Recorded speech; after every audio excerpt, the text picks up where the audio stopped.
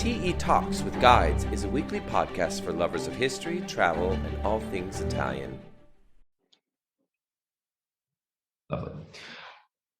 Welcome back, everybody, to TE Talks, sponsored by Through Eternity Tours. I'm your host, Rob Allen, and on TE Talks, we get to talk with some of the most fascinating people who make a living out of being wonderful storytellers. Always remember, if you enjoy this podcast, and please remember to write a review and give us a 5-star review. It is extremely helpful to get the word out and let other people know about who we are and what we do.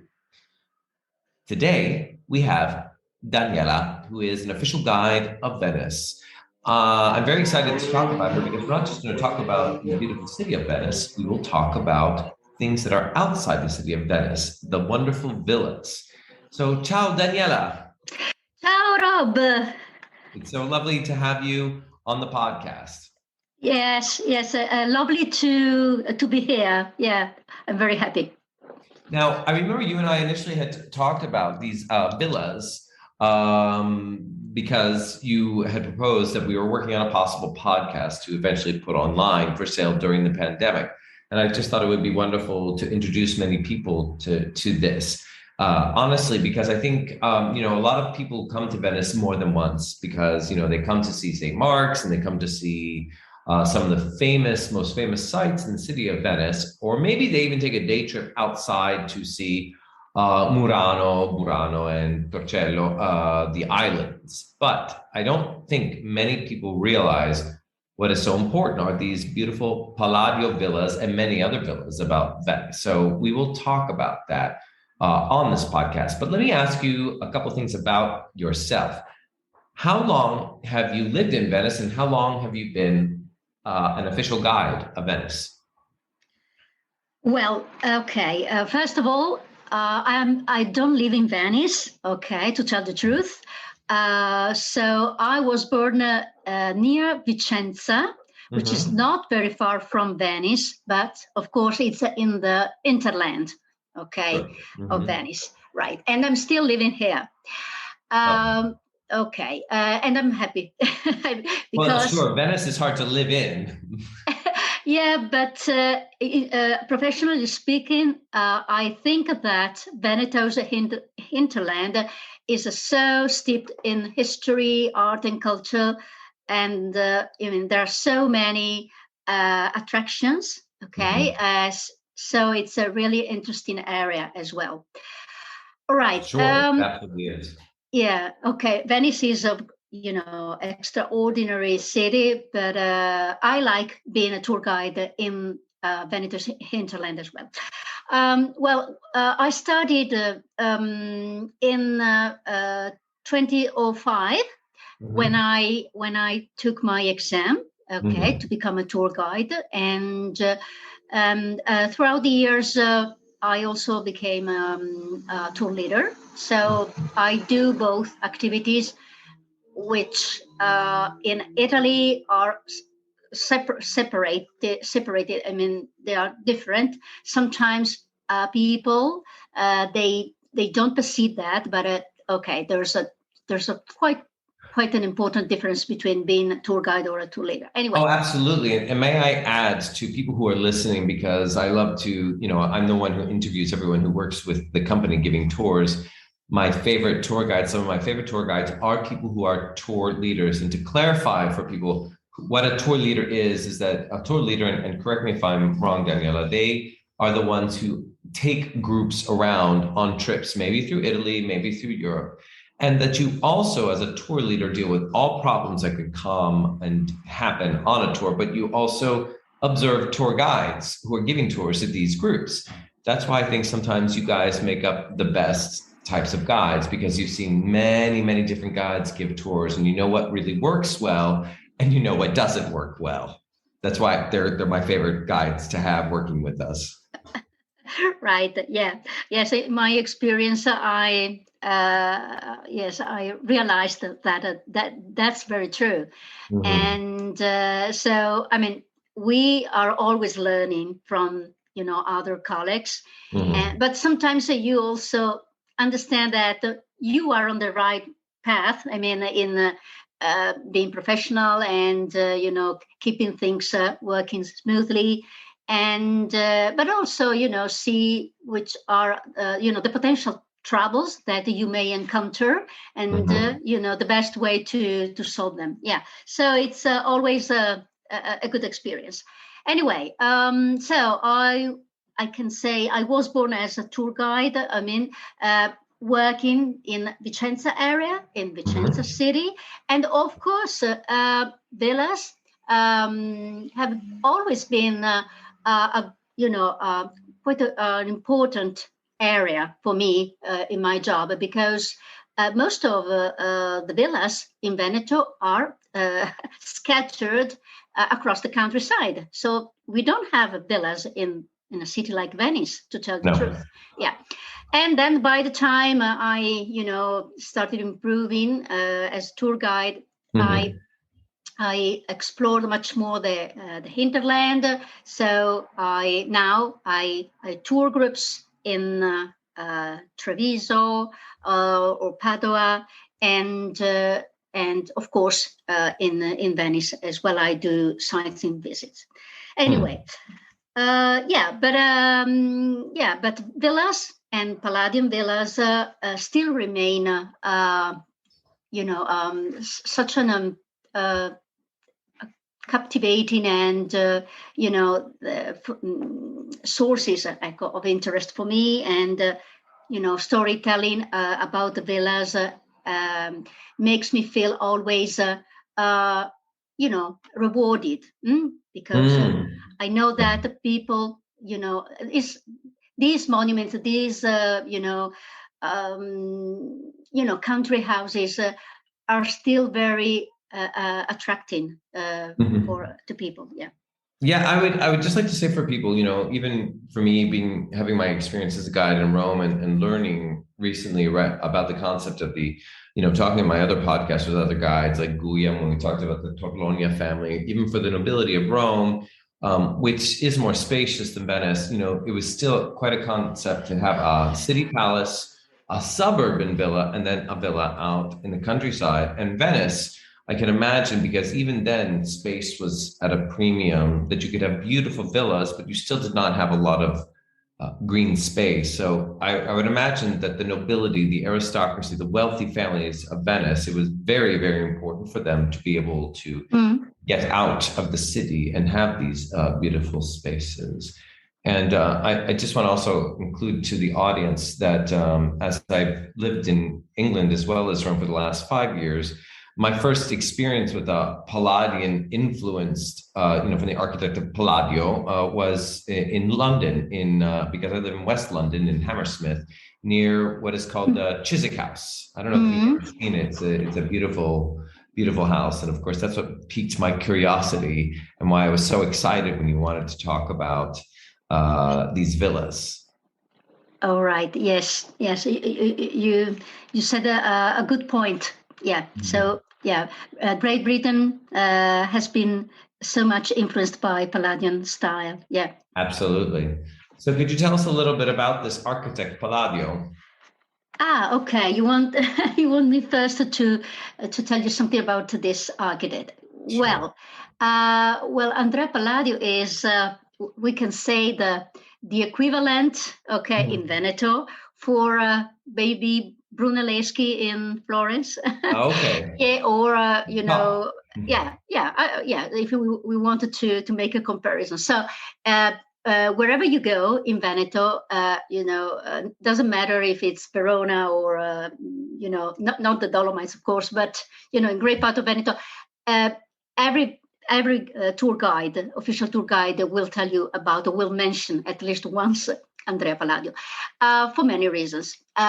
Because he was very important, not only as an architect of villas, but also as an architect in general. I mean, during his life, he was able to design so many different, kind of designs, which is, quite unbelievable if you consider that he was just a stone cutter when he started as a young apprentice in Vicenza. Okay, so not only did he design villas in Veneto countryside, he, of course, is known for the beautiful palazzos in Vicenza, but he was especially in the second part of the 16th century, because he lived during the 16th century, so 1500s. Especially after the second part, he went to Venice, because Venice was so important, and in Venice he left just a few, but so important and outstanding works. Just to mention one, the Redentore, the majestic church on the Giudecca Island, and which is still linked to important celebration, probably the most important celebration for the Venetian people.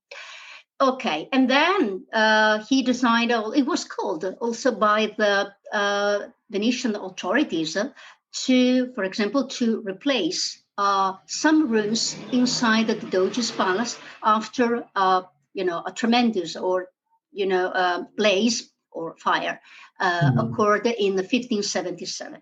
So yeah, and these days Palladio is so much mentioned because there's a little town in the north of Vicenza, but so pretty. The name is Bassano del Grappa, and it's a tourist destination, to tell the truth. And in these days, the old bridge over the Brenta River was again opened to the city, to the community after a long restoration work. Okay, there again, it's a simple bridge, but Palladio was one of the architects who replaced or redesigned the bridge over the Brenta during his life after a flooding which had destroyed the bridge. So these days, Palladio is, it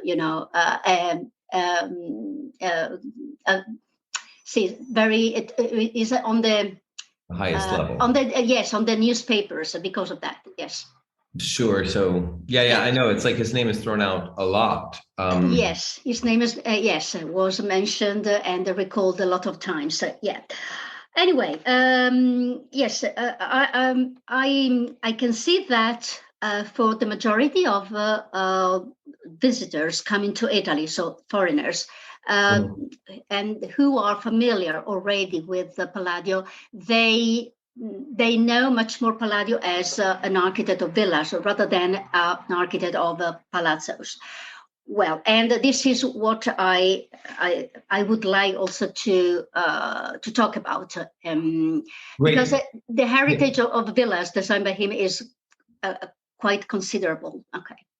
Okay, great. That's perfect. That's lovely that you bring these points up. And I wanted to ask you, you said that he is designer of the church in Giudecca that is connected to one of the most important, if not the most important festival in Venice. Yeah. What is that festival? Because I never have gotten to Giudecca and I have to get there at some point. Okay. What is it? What is the name of the church and what is the festival? Okay. The name of the church is Redentore, which is the Redeemer. Okay. Okay, it's a votive church. Votive means and it's a state church as well because Palladio got the commission from the Senate of Venice, so not from a religious order, which was normally the case, but by the state, and that was linked to very difficult moment for the community of Venice, being hit by a tremendous epidemic plague. Yeah. Yes, and we talked about this. I talked about this with Giovanna about the Redentore. We did not get into the details of the church. Lovely. Yeah. Okay. And, and I did not know that he was a native of Vincenzo, like you. Yeah. No, actually, Palladio was born in Padua. He was born in Padua. Okay, yeah, for many centuries. No, but he lived most of his life in Vicenza. So that's why these two cities debated and, quite for a long time. It's like Michelangelo in Rome and Florence, He was born in Florence. They stole his body, but he lived a long time in Rome and worked in Rome. Exactly. And his body, Palladio's body, is buried in Vicenza. Anyway. Of course. Okay. There we go. Very interesting. So what would you say if he's done these villas, and so he is from the 16th century, how many of the villas had he done? Most of them are very famous ones. Is that the ones that everyone wants to see? Okay. First of all, Palladio Villas have been declared the World Heritage Sites by UNESCO in 1996. So and that's important to stress, an important fact. So all these villas now are under the protection of UNESCO. So they belong to the worldwide, to the community, the world community. Okay, it's very difficult to say that's the top one, the most beautiful ones. Okay, certainly, if we have to select one among the many villas, certainly the Rotonda is the best known, because for me, it's not my favorite, but it's probably the best known worldwide because it's the most imitated of his villas in by far. So imitations of La Rotonda you can find in UK, you can find in United States. Sure, with Jefferson. Yeah, Jefferson. Monticello. Yeah. He fell definitely in love with the Palladio, even though they never met. No, because they live in two different periods of time. Yeah. But he adored his style, and there are substantial reasons for that. Sure. Now, I believe that I remember that because even the Jefferson Memorial in the United States is very reminiscent of Monticello. Now, I had understood it was that because Palladio had been to Rome and studied the Pantheon and was influenced by that, and that even though Jefferson had never been to the Pantheon, he had definitely seen Palladio's work, the Villa Rotonda. Yeah. So, go ahead.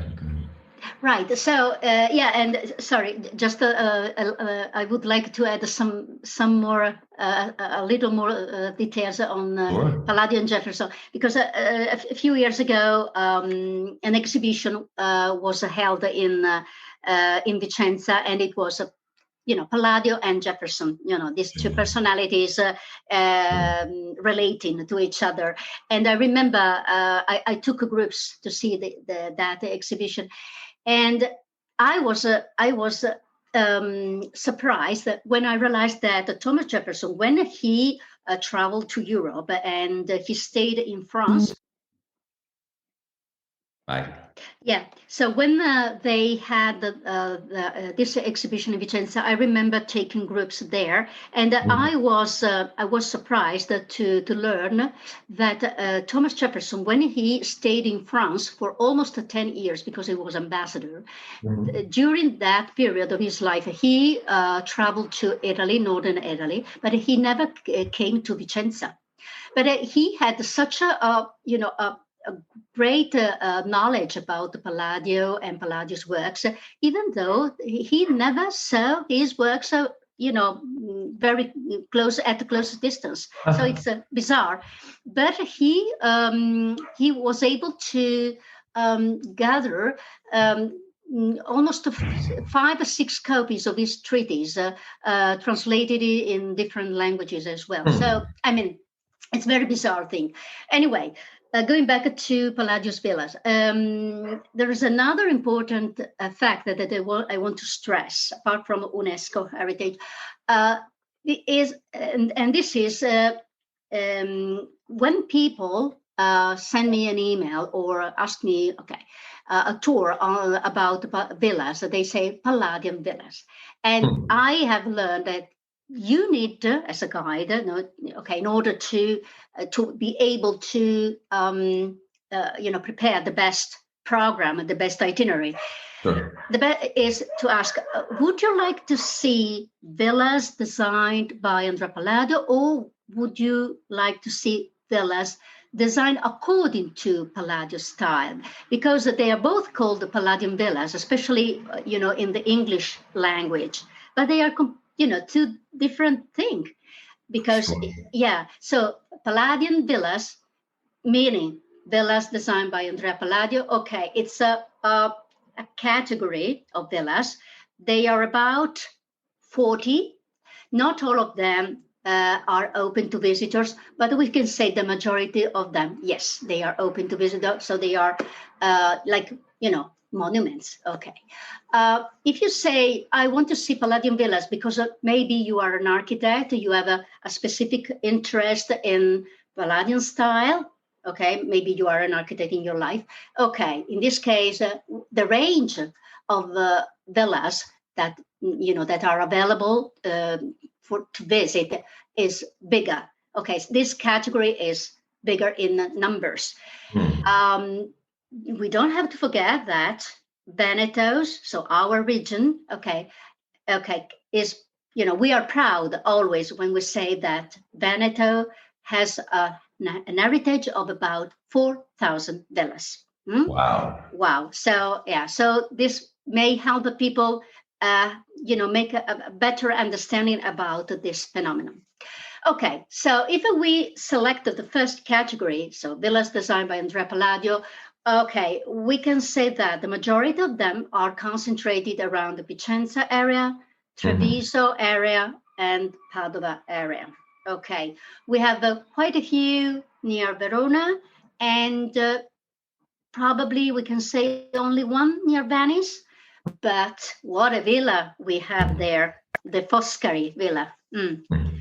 It's so impressive, and it's open to visitors, and it's a weird fact that Villa Foscari, as the name suggests, was designed by Andrea Palladio for the Foscari's family, particularly two brothers. And during the centuries, across the centuries, this villa, changed ownership and, problems, etc. But nowadays, the family owning this villa is a Foscari family. And, the man, the head of this family. Okay. So, Villa Foscari. Yeah, Villa Foscari is near Fusina, which is a little location not far from Venice. So off Venice, off the island of Venice. So Villa Foscari was designed for the Foscari powerful family, Venetian family, and over the centuries, the villa changed ownership. But it's surprisingly today the owner is a Foscari. Okay, so he's a professor of architect at Venice University as well. Wow.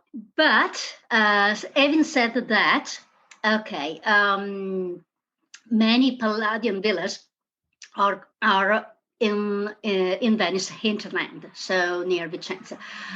I mentioned the Rotonda. So the most imitated one, villa, which is on top of a little hill, and it's impressive because, for many elements, but under an architectural point of view, it's the symbol of geometric perfection. Okay, in all its aspect. Okay, it's a private villa, but they open it to visitors twice a week. Yes, my favorite is probably Villa Emo and Villa Barbaro. They are both located near Treviso. Well, near Treviso and Asolo, the little walled city, beautiful walled city in Treviso territory. Well, they are both. They were both designed by Andrea Palladio, and what make them so attractive is the fact that they the architecture is simply, amazing, but the artists, painters who decorated those villas were probably among the best fresco painters in villas during the 16th century. And I want to mention Paolo Veronese, who was the master at Villa Barbaro in Mazar, and Battista Zalotti, who decorated the Villa Emo. So impressive, both of them. Okay. Wow, this is incredible. I mean, just to clarify a couple of things that you've mentioned before, because you were talking about the fact that Palladio had done many villas. So, Palladian villas done by him, Palladio himself, but then many other villas that were influenced by Palladio and his style, but probably done in the context of the needs and wants of the time period when they were done, which I find very interesting as well, because there are many of those. And then you've also mentioned the fact that you have these beautiful villas by Palladio and the lovely frescoes that decorate them by the amazing Venetian painters who are wonderful with their colors, for example, Veronese. So these are all very special. I'm also happy because you mentioned, and because with Dylan and I, we were going to do our TE destinations videos. We went to Verona, we went to Padova. We did not go to Vicenza, but that should be next on our list. Those are, I can definitely tell you that Verona and Padova are beautiful cities, some of the most beautiful cities I've seen in Italy. I really love them. And the idea is also to be able to visit some of the Palladio villas outside of these cities is wonderful. It's nice to know. Yeah. Yeah, exactly. I always like to read an extract taken from an article on The Guardian. Okay, it's an article dated 2009, and in this few lines, the writer, was able to say exactly what the essence of a Palladian style is. He said that every building Palladio designed, from a simple farmhouse, so a villa, to his grand churches in Venice, and we mentioned the Redentore, was a gem, designed inside and out according to a sophisticated play of perfect geometry. Each one remains an ideal to live up to. And they were crafted beautifully. They were imaginatively sited and bringing the best of classical Roman architecture up to date. So his buildings had a profound influence on architecture worldwide. So I think that in these few phrases, we can really understand why Palladio, was and is still considered a master, in the history of Italian architecture, but in the history of architecture in general. Yeah. Absolutely. I would have to agree full-heartedly with what you have just said, what you've just read from The Guardian.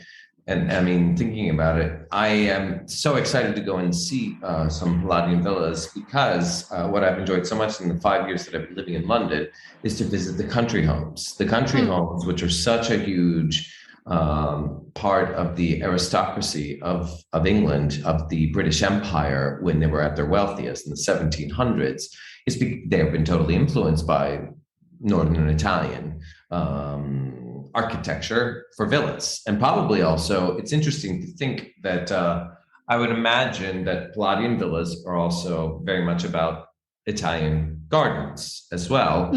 He would have his own control of how the garden should be designed, and that very much influenced English gardening. But then the English have their own version of gardening, which later on influenced Italian gardens. When you come, I know definitely in Rome, where they have the beautiful English gardens, by the aristocracy interchanging between them, the British marrying the nobility of Italy and bringing money to them to help them support their lovely sumptuous villas when they no longer had the money themselves. So it's a very interesting exchange and evolution of things. Yeah. Well, I wanted to be honest and saying that the Veneto villas are not the expression of one single artist anyway. So No. Palladio, yes, played an important role, but it's the contribution of an entire nation. Sure. So the Serenissima Republic of Venice, which at a certain point of its history was able to create the conditions that are, merged together, contributed to the nascence of the Veneto Villas civilizations. So Venice had an important role in creating the conditions, favorable conditions, which helped the noble families to shift their focus from the sea to agriculture, to the land, okay. Mhm.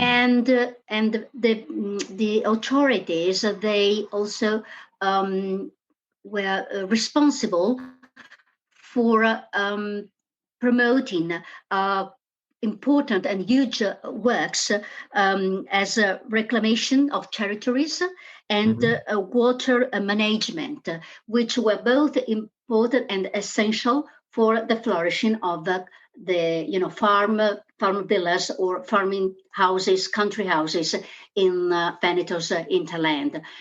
Um, and what is another aspect that I really like telling visitors is that Palladio designed the country houses for these, for these gentry people in the countryside, but quite always these same families had a palazzo, so house in town, which we called palazzos because they were such a quite huge or big and well decorated and well designed. So, for example, if you mention the Venetian family Foscari, you have a palazzo in Venice and you have a villa in the countryside, or a noble family typical from Vicenza, the Chiericati. Again, we have the majestic Palazzo Chiericati in central Vicenza,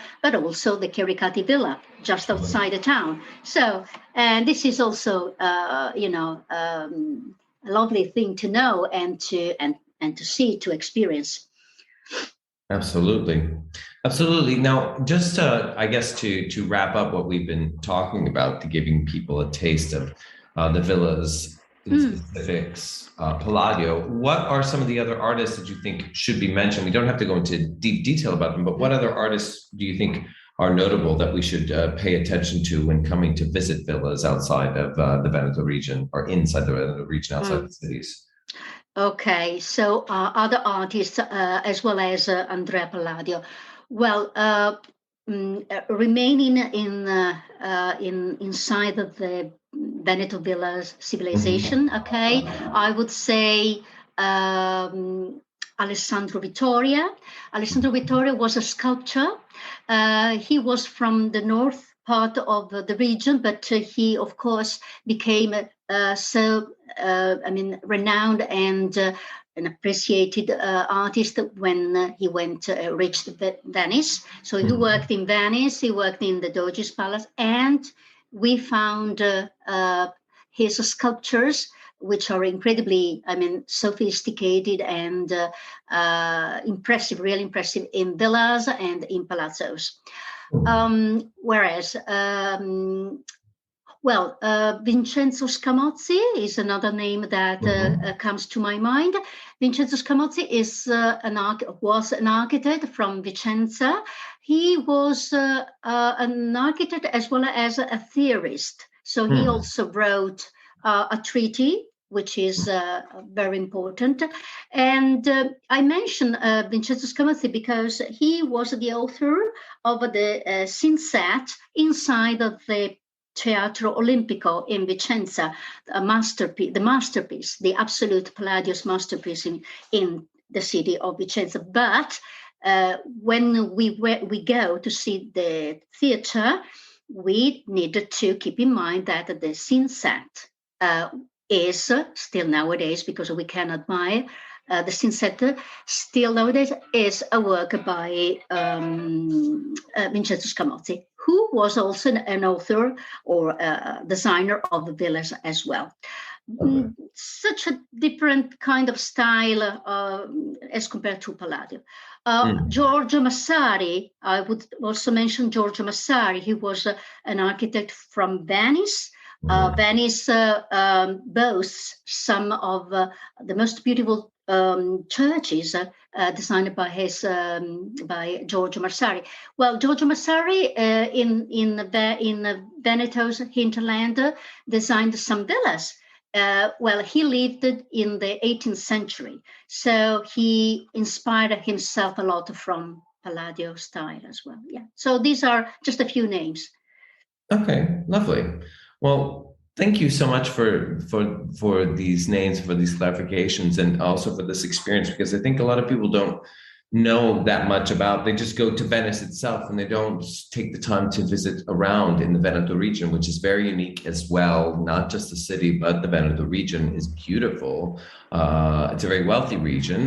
People work very hard there, but it's gorgeous and it's an ideal countryside for villas to be there, and the other cities are very worthwhile to come and visit. And so everybody, I want to thank you, Daniela, personally, for taking the time to share this information with us, and hopefully it will inspire people to go and visit this lovely region, just not doing a 2 or 3 days in Venice and leaving it, but to seeing much more of it. And hopefully we'll have you back again for our podcast. And everybody, if you have any questions about this, please remember to write at office@througheternity.com for me or Daniela, and we'll be happy to answer your questions back for you directly. Yeah. So Daniela, ciao. I would like to thank you again, and ci vediamo presto. Yeah, it's been a pleasure. Vicenza. In Vicenza. It's been a pleasure, Rob, and I thank you very much indeed. Thank you. Thank you. Goodbye. Bye-bye. Bye-bye. Thank you for listening to our TE Talks with Guides. We have a new episode every Wednesday. Please subscribe to get an alert when each podcast comes out. Rate us and tell people how you enjoyed it, and share it on Instagram, Facebook, or Twitter. Most importantly, if you enjoyed it, send us a feedback about the show. Also, if you are curious about what some of these people and places we talked about look like, you can subscribe to our YouTube channel and watch the video on this podcast, where we have inserted special images for you to further enjoy the story.